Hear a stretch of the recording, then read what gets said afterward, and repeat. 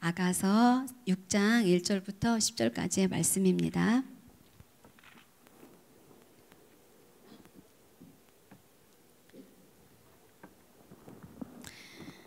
돌아가면서 한 절씩 읽겠습니다.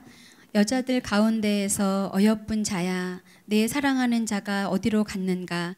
내 사랑하는 자가 어디로 돌아갔는가? 우리가 너와 함께 찾으리라. 자가 자기 동산으로 내려가 향기로운 꽃밭에 이르러서 동산 가운데에서 양떼를 먹이며 백합화를 꺾는구나. 나는 내 사랑하는 자에게 속하였고 내 사랑하는 자는 내게 속하였으며 그가 백합화 가운데에서 그 양떼를 먹이는 도다. 예루살렘같이 곱고 깃발을 세운 군대같이 당당하구나. 내 눈이 나를 놀라게 하니 돌이켜 나를 보지 말라. 내 머리털은 길르앗 산기슭에 누운 염소떼 같고 내 이는 목욕하고 나오는 암양떼 같으니 쌍태를 가졌으며 새끼 없는 것은 하나도 없구나. 너울 속에 내 뺨은 석류 한쪽 같구나. 왕비가 60명이요 후궁이 80명이요 시녀가 무수하되 내 비둘기 내 완전한 자는 하나뿐이로구나. 그는 그의 어머니의 외딸이요 그 낳은 자가 귀중하게 여기는 자로구나. 여자들이 그를 보고 복된 자라 하고 왕비와 후궁들도 그를 칭찬하는구나. 다 같이 읽겠습니다. 아침빛같이 뚜렷하고 달같이 아름답고 해같이 맑고 깃발을 세운 군대같이 당당한 여자가 누구인가. 아멘. 예, 제가 그 청년부에서 교역자로 사역을 할 때, 섬길 때 그 청년들이 연애하는 거를 기가 막히게 알아봤어요. 정말 쪽집게 같이 알아봤는데 왜 그랬냐면 얼굴이 너무나 달라지기 때문에 제가 그렇게 보게 된 것 같습니다. 생기로 가득 차고 그리고 정말 숨길 수가 없어요. 얼굴이 그 연애하는 얼굴을 사랑에 빠진 얼굴은 정말로 어떻게 감출 수가 없는 것 같아요. 제가 그래서 쪽집게 같이 너 누구를 만나고 있지라고 이렇게 얘기를 하면은 거의 다 맞았던 것 같아요. 옷차림새가 완전히 다르고 오렌지색이나 약간 노란색, 밝은 빛으로 분홍빛 이런 빛으로 옷이 이렇게 바뀌고 의상도 바뀌고 그리고 얼굴 표정도 바뀌고 또 헤어스타일도 안 하던 스타일을 막 해보고 이런 것들을 보면서 아 사랑에 빠졌구나 이런 생각을 이제 하게 됩니다. 뿐만 아니라 그 이제 안에서부터 그런 새로운 그 호르몬이 나오는가 봐요. 그래서 너무나 아름답게 이렇게 바뀌는데 오늘은 정말 그런 최고의 사랑, 그보다도 최고의 사랑을 오늘 보여드리기를 원합니다. 여러분 그 최고의 사랑을 보실 준비가 되어 있나요? 네, 오늘 최고의 사랑을 여러분 보시기를 바라고 그 최고의 사랑을 만나시기를 바랍니다. 아가서인데요. 아가서의 이야기는 그 술람미 여인과 솔로몬 왕의 그런 이야기입니다. 옛날에는 이 이야기가 너무나 외설스럽고 그리고 너무나 적나라해서 이 아가서를 그 성경의 정경에 넣어야 되는가 말아야 되는가 이렇게 그 이야기를 하기도 했답니다. 그렇게 의논하기도 하고 그랬던 바로 책이 바로 그 아가서라는 책인데 이런 그 남녀 간의 그런 외설스러운 사랑이 아니라 이 이야기는 바로 그 하나님과 하나님의 백성의 그 결합과 그 사랑에 관련된 그런 이야기입니다. 그렇기 때문에 이것을 노래 중에 노래라고 이렇게 이야기를 하기도 하고 그리고 가장 아름다운 노래다 이렇게 이야기를 합니다. 그 아자가 우아할 아자라고 이렇게 얘기를 하더라고요. 예, 뿐만 아니라 이 아가서는 그 6월절에 불렸던 그런 노래이기도 합니다. 그리고 6월절 하니까 생각이 나죠. 그 애굽에서 나올 때 이스라엘 사람들이 벽에 어린 양의 피를 바르고 6월 했다라고 해서 6월절이죠. 그러니까 이건 분명히 그 어린 양과 관련이 되어 있고 그리고 이것은 분명히 그 피와 관련이 되는 그런 이야기구나라는 것을 알게 됐죠. 이스라엘 사람들이 괜히 이 6월절에 이 아가서를 부를 이유가 없지 않습니까? 그래서 그런 생각을 머릿속에 두시고 오늘 말씀을 함께 풀어나가도록 하겠습니다. 1절을 한번 다 같이 읽어보겠습니다. 시작. 여자들 가운데서 어여쁜 자야, 내 사랑하는 자가 어디로 갔는가? 내 사랑하는 자가 어디로 돌아갔는가? 우리가 너와 함께 찾으리라. 예, 저는 이 말씀을 묵상을 하면서 도대체 이 말씀이 무슨 말씀일까 이렇게 생각을 했는데, 아까 다시 한번 이 말씀을 쭉 묵상을 하다가 이 말씀이 그런 말씀이겠다라는 그런 생각이 들었습니다. 여자들 가운데서 어여쁜 자야, 내가 사랑하는 자가 어디로 갔는가? 내 사랑하는 자가 어디로 돌아갔는가? 우리가 너와 함께 찾으리라. 이 이야기는 이제 새번역 성경에 보면 이게 누가 한 이야기인지 앞에 나와 있어요. 친구들이 하는 이야기인지, 아니면 술람미 여자가 한 이야기인지, 아니면 솔로몬 왕이 이야기인지 그 앞에 이제 가로하고 이렇게 나와 있는데, 저희 개역 개정에는 이게 나와 있지 않은데 앞에 친구들이라고 이렇게 나와 있어요. 친구들이 뭐라고 얘기를 하냐면, 이 술람미 여자를 보고 너는 정말 어여쁜 여자다. 근데 네가 사랑하는 그 사람이 어디로 갔냐? 우리가 너와 함께 너가 사랑하는 그 사람을 함께 찾으리라. 이렇게 이야기를 하고 있습니다. 이 이야기는 이제 6장인데 이 6장이 나오기까지 1장부터 8장까지가 이 짧은 성경책인데, 1장부터 6장까지 오는 사이에 왕이 이 여자에게 찾아오죠. 그리고 이 왕이 방문을 하고 그 왕의 사랑을 표현하고, 너는 뭐 누구 같다 하면서 그 술람미 여자에게 이야기를 하죠. 그렇게 찾아왔는데 이 여자가 한 3장쯤 가면은 밤에 악몽을 꾸고, 그리고 또 아주 꿈을 막 잃어버리는 꿈을 꾸고, 그리고 손을 놓아버리는 그런 꿈을 꾸기도 하고 그렇습니다. 그렇게 하고 이제 3장, 4장에 가면은 실제로 그 왕이 혼인 준비를 하고, 그리고 이 술람미 여자는 이제 혼인 준비를 하느라고 단장을 하는 그런 장면이 아주 4장에 자세하게 묘사가 되어 있습니다.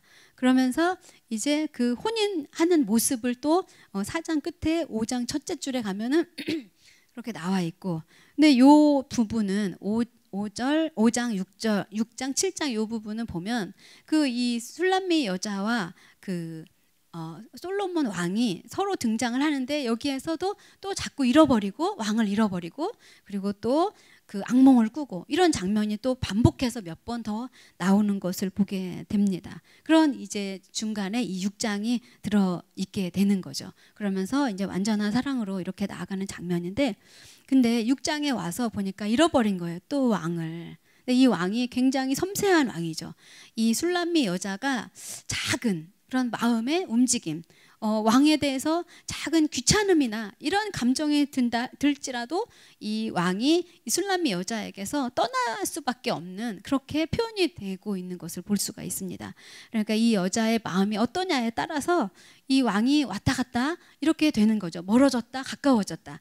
이 여자가 잠깐 다른 생각을 하는 사이에 뭐가 사이에 끼어드는 거죠. 그래서 또다시 그 왕이 떠나가고 어디에 갔는지 모르게 이렇게 되는 그런 장면인데, 우리가 그렇게 되는 것 같아요. 굉장히 신앙생활을 열심히 하고 뭔가 오늘 굉장한 경험을 하는 것 같고, 그리고 또 주님과 깊은 그런 기도를 하고 뭔지 모르게 오늘 확실한 뭔가를 잡은 것 같은데, 얼마 안 있으면 또 기도가 맹송맹송해지고 또 놓치게 되고, 그리고 그런 관계들이 흐트러지게 되고 이렇게 되는 것 같습니다. 그것이 하루 이틀 그렇게 된 것이 아니라 우리가 자주 그걸 놓치게 되는 것 같아요. 그런데 그것이 완전히 놓치게 된 것인가?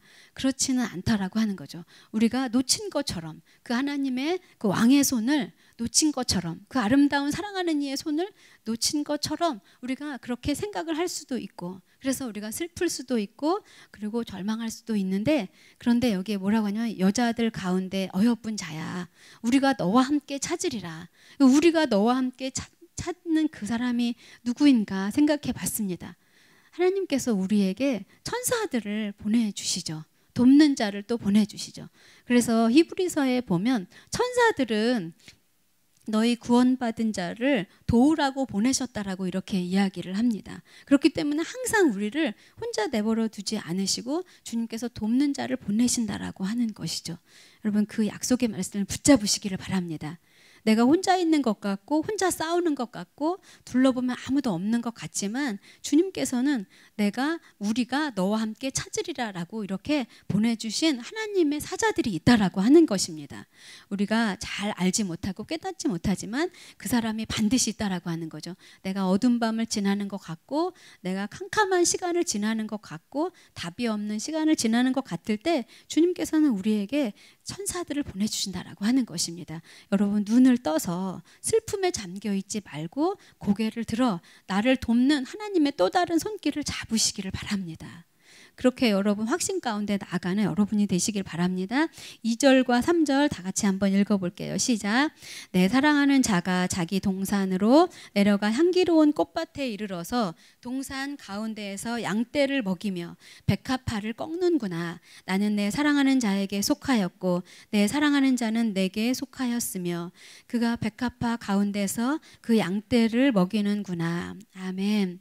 예, 여기 보니까 내가 사랑하는 자가 자기 동산으로 내려가 향기로운 꽃밭에 이르러 동산 가운데서 양떼를 먹이며 사랑하는 자를 이제 발견한 거죠. 그래서 사랑하는 자가 있는 그 동산으로 내려가 향기로운 꽃밭에 이르렀다라고 이렇게 이야기를 합니다. 동산이라는 이야기가 여기 2번이나 나와요. 여러분 그 동산을 우리가 본 적이 있죠. 창세기에서 보면 동산을 하나님이 만들어 주시고 그 동산에서 아담과 하와를 만드시고 거기에서 아담과 하와가 함께 하나님과 함께 거닐고 논이었죠. 그리고 또 범죄했을 때도 그 선선한 동산에 나타나셨던 것을 보게 됩니다. 예, 우리가 다른 것이 아니라 하나님을 만나는 곳은 동산인 것 같아요. 하나님을 만나는 곳은 어디든 동산이죠. 어디든 거기가 에덴이고. 근데 지금 이제 찾다가 찾아줘서 같이 만나러 왔는데 그 동산에 있었다라고 하는 거예요. 거기는 향기로운 풀밭이라고 합니다.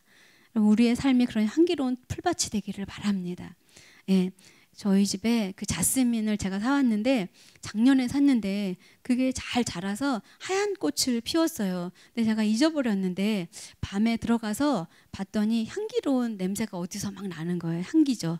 봤더니 얘가 너무나 아름답게 자기 혼자서 구석에서 피어 있더라고요. 그래서 제가 그 꽃을 따다가 제 코밑에다가 뒀습니다. 그리고 제가 그 향기로운 꽃 냄새를 맡으며 잠을 잤어요. 어찌나 잠이 잘 오던지. 예, 그 향기로운 꽃밭에 기분이 굉장히 좋아지더라고요. 그 자스민 향이. 근데 향기로운 꽃밭에 주님이 계신 그 동산은 향기로운 꽃밭입니다. 주변이 어떻든지 상관없이 주님이 거기 계시면 향기로운 꽃밭에 있는 거예요. 우리가 이 표정을 향기로운 꽃밭에 있는 것처럼 그렇게 표정을 지어야 돼요. 이게 얼굴이 근육이 굳어지면 잘 안 되더라고요. 그래서 연습을 좀 하면 좋을 것 같아요. 볼펜을 여기 끼고 이렇게 입을 이렇게 양쪽으로 벌려서 이렇게 찍 하면 이 뇌가 마치 좋은 일이 있어서 웃는 것처럼 착각을 한대요. 그래서 항상 입을 이렇게 근육이 아플 정도로 이렇게 웃고 다니면 이 뇌가 굉장히 기분이 좋은 일이 있구나 하면서 이 뇌가 굉장히 활성화되면서 늙지를 않는다고 하더라고요. 그리고 굉장히 좋은 생각이 나고 창조적인 생각이 난다라고 제가 한 것이 아니라 어떤 학자가 그렇게 발표를 했다고 합니다. 여러분 그렇게 사신 여러분이 되시길 바라고요. 동산 안에 들어갔어요. 그랬더니 양떼를 먹이며 그 성경에는 먹는 이야기가 참 많이 나오는데 예수님도 제자들과 함께 많이 드셨어요. 제자들도 잘 먹었고 그리고 너무 먹어서 남의 밭에 들어가서 벼이삭을 베어 먹기도 하고 이렇게 많이 먹었어요. 근데 이 먹는 문제가 굉장히 중요한 문제인 것 같아요. 여기서도 먹였다라고 이렇게 이야기를 하죠. 양떼를 먹이며 이 우리들에게 뭐를 먹일까요? 말씀으로 먹이며 이 말씀은 바로 예수님이신데 예수님이 우리가 그 말씀으로 우리에게 먹이며 그리고 백합화를 꺾는구나. 예, 말씀은 먹고 백합화는 꺾고 예, 이 백합화가 어떤 것인지는 모르지만 제가 원어를 자세하게 보지 못했지만 꺾는 거를 보니까 내가 화려하게 여기는 내 속에서 별로 불필요한데 화려하게 자라났던 것들을 하나님께서는 죽여야 되는가 봐요. 우리 안에 있는 그 화려하게 그리고 별로 실속도 없는데 우리 안에서 막 자라나는 거창해 보이는 것들을 꺾어야 되는 모양이죠. 양떼는 먹이고 백합화는 꺾고 그래서 내가 이렇게 사라진 자리 내가 내 주장을 하지 않는 그 자리가 조금씩 하나님이 먹이는 그 양떼를 먹이는 그 말씀으로 넓혀진다라고 하는 거죠. 그 동산 안에 들어가면 그래서 나는 내 사랑하는 자에게 속하였고 내가 주님의 것을 먹으니까 그리고 내 안에 있는 것을 꺾어버리니까 그리고 그렇게 하니까 속하였고 연합하게 되는 거죠. 속하였고 내 사랑하는 자는 내게 속하였고 그래서 내가 주님인지 주님이 난지 이게 완전히 섞여 버리는 거죠. 사랑하는 사람들 사이에서 그렇게 섞이는 것처럼 이렇게 왕과 그 술람미 여인이 그렇게 섞여 버렸다라는 거예요. 그래서 서로가 사랑하고 연합하고 하나가 되었다라고 하는 거죠. 그러니까 요한복음의 15장에는 가지가 붙어 있어야 된다. 떨어지면 밖에 버리워서 사람들이 밟고 지나간다. 아무 쓸데가 없다. 우리는 그렇게 붙어 있어야 되는 거죠. 주님께 속해 있어서 붙어 있어야 되는 거죠. 그렇게 하려면 내 것이 점점 줄어들고 하나님의 것이 점점 더 많아져야 된다라고 하는 것입니다. 속하였으며 그가 백합화 가운데서 그 양떼를 먹이는 도다. 예, 양떼 먹이고 있는 그것을 발견하고 거기에 가서 그와 연합하게 된 것입니다. 우리의 관계는 그런 그 속한 관계가 되어야 하는 거죠. 사랑의 관계, 사랑의 신부와 그런 그 신랑의 관계. 그래서 이 그 사랑의 신랑과 신부의 이 관계가 이 성경 전체의 모든 흐름의 이 이야기입니다. 이 이야기는 정 가운데 나와 있어요. 아가서가 다른 모든 신약과 구약의 정 가운데 나와 있어요. 너무나 중요하기 때문에. 그리고 우리가 모든 것을 결국에는 나아가야 될, 지향해야 될 것이 바로 이것이 사랑의 관계이기 때문에 이 사랑 신랑과 신부의 관계이기 때문에 그리고 이것을 잡고 가야 되기 때문에 이거를 놓치면 안 되기 때문에 정 가운데 절대로 잃어버려서는 안 된다. 이 관계를 이렇게 우리에게 설명을 해주고 있습니다. 그래서 우리의 관계가 이런 깊은 관계가 됐죠. 그런데 4절부터 7절을 한번 읽어보도록 하겠습니다. 시작. 내 사랑아 너는 디르샤 같이 어여쁘고 예루살렘 같이 곱고 깃발을 세운 군대같이 당당하구나. 내 눈이 나를 놀라게 하니 돌이켜 나를 보지 말라. 내 머리털은 길르앗 산기슭에 누운 염소떼 같고 내 이는 목욕하고 나오는 암양떼 같으니 쌍태를 가졌으며 새끼 없는 것은 하나도 없구나. 너울 속에 있는 내 뺨은 석류 한쪽 같구나. 예, 그 정말 알 수가 없는데 뭐 같고 이렇게 계속 얘기를 합니다. 근데 이 이야기는 이제 솔로몬 왕이 그 술람미 여자에게 하는 이야기예요. 내 사랑아 너는 디르샤 같이 어여쁘다. 예루살렘 같이 곱다. 디르샤는 어디냐면 그 북이스라엘의 수도예요. 세겜의 수도였기도 하고 그리고 또 그 다른 그 나라들이 이 북이스라엘에 정복을 했을 때 계속해서 이 디르샤를 그 수도로 정했습니다. 그런데 이 디르샤가 굉장히 아름다운 곳이라고 해요. 굉장히 아름다운 곳인데 이 디르샤와 같이 어여쁘고 예루살렘 같이 곱다. 예루살렘은 이제 그 이스라엘의 수도죠. 그 남유다에. 그래서 이 수도에 뭐가 있냐면 왕의 처소가 있죠. 왕의 처소가 있고 이것은 왕의 처소가 있기 때문에 여기를 성소라고 이렇게 우리가 볼 수가 있습니다. 내 사랑아 너는 디르샤 같이 어여쁘고 예루살렘 같이 곱다. 예, 그러니까 우리가 이 연합했을 때는 뭐가 되냐면 우리가 왕의 처소가 되는 거죠. 왕의 처소가 되고 왕의 그 성전이 되는 거죠. 하나님의 성소가 되는 거죠. 그렇기 때문에 너무나 기가 막히게 아름답다고 주님이 보시는 거예요. 예루살렘 같이 곱게 보시는 거죠. 깃발을 세운 군대같이 당당하구나. 이것보다 더 당당한 곳은 없구나. 그래서 그 다윗 왕이 이 성막이 들어올 때 바지가 벗겨지는 줄도 모르고 그렇게 그 앞에서 춤을 추는 것을 우리가 기억이 나죠. 예, 이것을 아름답다라고 이야기를 하고 곱다라고 이렇게 이야기를 합니다. 그러면서 내 눈이 나를 놀라게 하니 돌이켜 나를 보지 말아라. 너무 놀란 거예요. 이 술람미 여자가 이렇게 연합되어 있는 걸 보고 이 왕이 너무 놀란 거예요. 너무나 아름다워서 깜짝 놀란 거죠. 여러분, 자기 자신을 한번 보고 깜짝 놀란 적이 있으세요? 주님이 우리를 보고 깜짝 놀라셨다고 합니다. 여러분, 한번 좌우를 한번 살펴보세요. 깜짝 놀라주세요, 한번.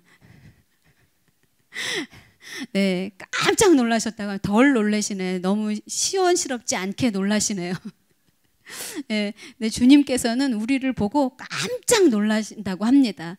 너무나 아름답구나. 너가 정말 최고야. 라고 이렇게 말씀하시면서 굉장하게 아름답다. 너무나 곱다. 너무나 어여쁘다. 우리를 그렇게 보신다라고 이렇게 이야기를 합니다. 그러면서 내 머리털은 길르앗 산기슭에 누운 염소떼 같고, 예, 염소떼가 길르앗 그 산기슭에 누웠는데 이렇게 질서 있게 이렇게 다니니까 그 염소떼 같다. 혼돈스러운 것이 쫙 줄을 서서 간다라는 거죠. 내 이는 목욕하고 나오는 암양떼 같다.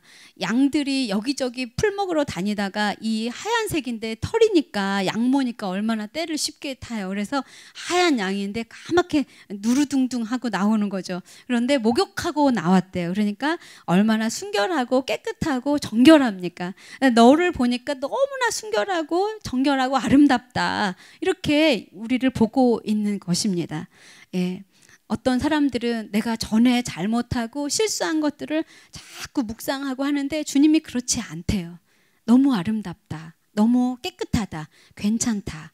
이렇게 우리를 바라보고 있다라고 하는 거죠. 쌍태를 가졌으며 새끼 없는 것은 하나도 없구나.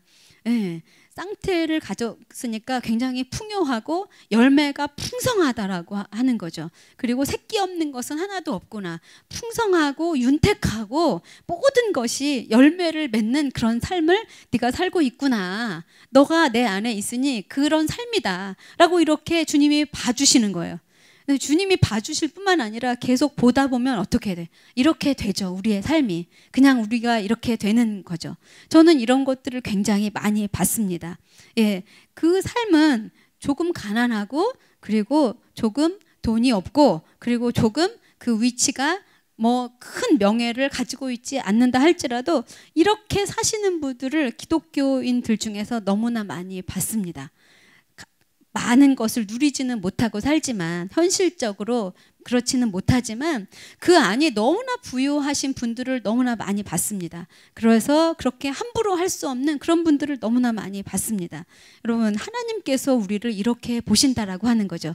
그런데 우리가 그렇게 안 보죠. 우리 자신을. 무슨 내가, 나 같은 것이 이렇게 보죠. 여러분, 하나님의 눈을 믿으시기를 바랍니다. 하나님의 눈으로 여러분을 보시기를 바라고 그리고 주변을 그렇게 보시기를 바랍니다. 가만히 보니까 내가 나를 이런 모습으로 보지 않으면 다른 사람을 볼 때에도 내가 다른 사람을 그렇게 후하게 보지 않으시는 것 같아요. 여러분, 그렇지 않습니까? 여러분 자신을 후하게 보시기를 바랍니다. 주님이 보시는 그 눈으로 보시기를 바랍니다. 그러니까 우리 입에서 함부로 아무 말이나 나가지 않죠. 함부로 사람을 깎아내는 말이나 함부로 깎아내리는 그런 나쁜 말들, 그런 비판적인 말들, 안 될 거라는 이야기, 부정적인 이야기, 그런 이야기가 안 나오게 되는 거죠. 우리 안에 생수가 넘쳐 흐르고 윤택하고 부유하기 때문에, 풍성하기 때문에, 그 주님이 우리 안에 계시기 때문에 여러분, 이 모습으로 자기 자신을 보시기를 바랍니다. 예, 그렇기 때문에 주님은 내가 탕자의 모습으로 왔다 할지라도 주님이 버선발로 나를 맞으러 오실 수가 있는 거죠. 베드로가 그 갈릴리 호숫가에서 정말 송구해서 어떻게 할 수도 없어서 고개를 들 수 없을 때에도 주님은 그 모습이 아니라, 그 실패한 자의 모습이 아니라 이 모습으로 우리를 보시니까, 쌍태를 가진 것처럼 새끼 얻는 것은 하나도 없는 그 모습으로 우리를 보시니까 주님이 우리를 받아들일 수가 있는 거죠. 여러분, 하나님께서 우리에게 그렇게 보고 계십니다. 그래서 우리가 어떤 위기나 어떤 갈등이나 어떤 실수나 이런 거에 대해서 너무 많이 예민하게 반응하지 마시길 바랍니다. 제가 굉장히 그렇게 예민하게 반응하는 사람 중에 하나예요, 실은. 그래서 잘 체하고 그리고 잘 소화가 잘 안 되고 내가 이거 실수했구나. 내가 이거 잘못했구나라는 생각이 들면 제가 밥이 잘 안 넘어갑니다. 그리고 누군가가 그거를 동조해주면 그날은 이제 죽는 날이죠. 제가 그렇게 예민한 사람이에요. 그래서 주님이 정말 저를 건져 주셨죠. 그래서 제가 잘못한 것을 너무 잘 알고 그리고 누가 한마디 하면 굉장히 힘들게 되는 것 같아요. 그래서 제가 요즘에 나는 왜 이렇게 잘하는 것이 없을까? 나는 왜 이렇게 안 될까? 못할까? 이런 생각을 막 하면서 주여 하나님, 그래도 주님께서 나를 여기에 세우셨으니까 하나님, 내가 최선을 다하겠습니다. 그 결과는 주님께 맡기겠습니다. 이렇게 자꾸 하게 되는 것 같아요. 예, 제가 어제도 어떤 목사님한테 제가 그 얘기를 했어요. 목사님 어떻게 이렇게 설교를 잘하시고 전도사님은 어떻게 이렇게 찬양을 잘하세요. 정말 한마디 한마디가 입에서 나오는 게 사람을 어떻게 이렇게 잘 살리냐고. 제가 그랬더니 왜 또 그러시냐고 저한테 막 이렇게 얘기를 하시더라고요. 근데 정말 그게 제 마음인 것 같아요. 정말 저는 입을 한번 열면 막 사람들이 다 쓰러지고 막 난리 천국을 막 열었다 닫았다 막 이렇게 했으면 좋겠는데, 저는 입을 열면 사람들이 자고 입을 열면 아프다 그러고 상처를 받았다 그러고 이렇게 하니까 제가 너무 힘이 들었어요. 그런데 제가 이 말씀을 묵상하고 준비를 하면서 그래, 나의 이런 모습을 그냥 인정하자. 그냥 인정하고 그리고 나의 이런 모습을 정말 쌍태를 가진 그런 새끼 없는 양은 하나도 없는 것처럼 그렇게 보시는 나를 그냥 인정하자. 내가 좋은 걸 그냥 인정하자. 그리고 내가 없는 것, 부족한 것은 그냥 지나가자. 통과. 이렇게 하자. 이렇게 하고 마음을 먹었습니다. 예, 여러분도 그렇게 마음을 잡수시기를 바랍니다.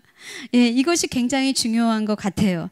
그래서 주님도 우리에게 그런 실수를 오히려 교육의 새로운 기회로 삼아주시고 그리고 새로운 것을 깨닫는 그런 기회로 그렇게 하시면서 우리를 계속 끊임없이 덮어주셨죠. 그 날개로 덮어주시고 가죽옷으로 우리를 덮어주셨고 그리고 끊임없이 그 보혈로 우리를 덮어주셨고, 예, 우리가 실수가 굉장히 많지만 실수를 들춰내서 주님이 너 이거 잘못했지 이렇게 말씀하신 적은 정말 없는 것 같습니다.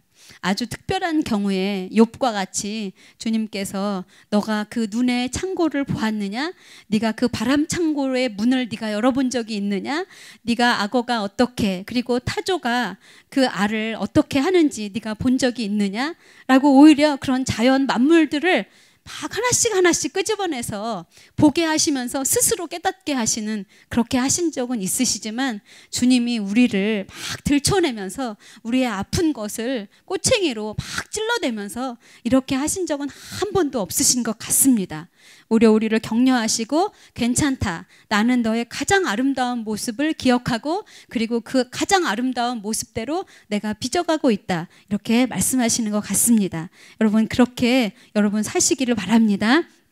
8절, 9절 한번 다 같이 읽어볼게요. 시작. 왕비가 60명이요 후궁이 80명이요 시녀가 무수하되 내 비둘기 내 완전한 자는 하나뿐이로구나. 그는 그의 어머니의 외딸이요 그 낳은 자가 귀중하게 여기는 자로구나.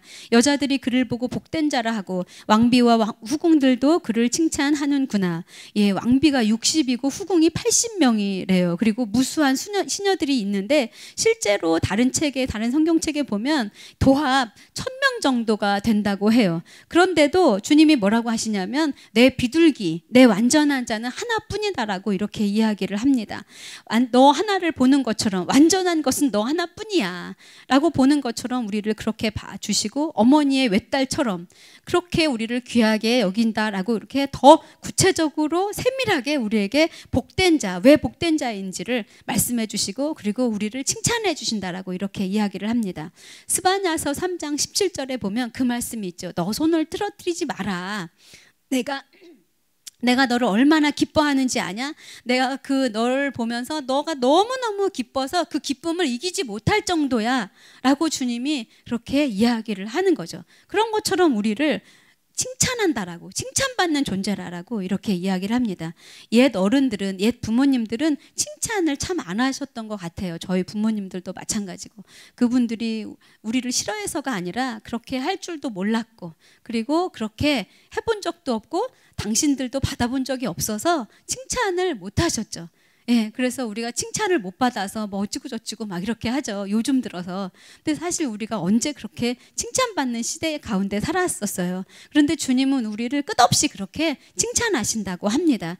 여러분, 자기 자신을 한번 이렇게 쓸어가면서 참 너는 칭찬받아 마땅해 라고 이렇게 한번 쓸어주셨으면 좋겠어요. 너는 정말 칭찬받아 마땅해. 어떤 분은 이렇게 머리를 쓰다듬어 주시네요.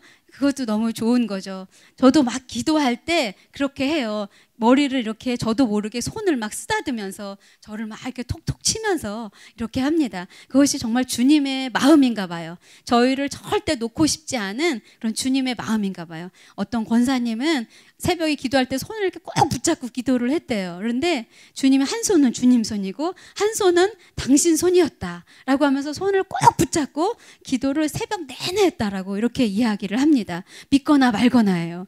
예, 주님의 손이죠. 그 손은. 여러분, 하나님께서 우리를 그렇게 쓰다듬으시고 붙잡으시고 쓸어주시고 도닥거려 주십니다. 그렇게 우리를 칭찬해 주시죠. 오직 우리를 유일한 당신의 연인인 것처럼 그렇게 해주신다라고 합니다. 10절을 다 같이 읽겠습니다. 아침빛같이 뚜렷하고 달같이 아름답고 해같이 맑고 깃발을 세운 군대같이 당당한 여자가 누구인가. 예, 이게 최절정을 이루는 거죠. 하나님이 우리를 향하여 보여주셨는데 가장 빛나고 가장 아름답고 가장 운치 있는 것들만 다 지금 세워놓은 거예요. 아침빛같이 뚜렷하고, 여러분 새벽 예배가 끝나고 저쪽 그 창문 밖으로 그 우리가 온통 유리로 돼 있잖아요. 저희 교회가 햇볕이 그 동력 하늘에서 이렇게 밝아오는 그런 거를 보면 너무 기가 막히지 않습니까? 아침빛같이 뚜렷하게 다가오고, 그리고 달같이 아름답고 얼마나 운치가 있어요. 해같이 맑고 깃발을 세운 군대같이 당당한 여자가 누구인가. 예, 누구도 감당할 수 없게 그렇게 군대같이 두려움 없이 탁탁탁탁 이렇게 다가오는 그 여자가 누구인가, 이렇게 이야기를 하고 있습니다. 예, 사랑받은 여자만 이렇게 당당할 수 있죠. 칭찬받고 격려받은 사람만 이 모습을 할 수 있죠. 네가 전부라고 고백받은 사람만 이 모습을 할 수 있죠. 그런데 우리가 그 모든 것을 창조하시고 모든 것을 붙잡으시고 모든 것을 운행하시는 그 하나님 아버지, 그 신랑 되신 우리 주님께서 우리를 이런 존재라고 이렇게 이야기를 합니다. 우리 한번 다 같이 큰 소리로 읽고 마치도록 할게요. 아침빛같이 뚜렷하고 달같이 아름답고 해같이 맑고 깃발을 세운 군대같이 당당한 여자가 누구인가. 예, 그 모습이 하나님께서 보시는 여러분의 모습인 줄을 압니다.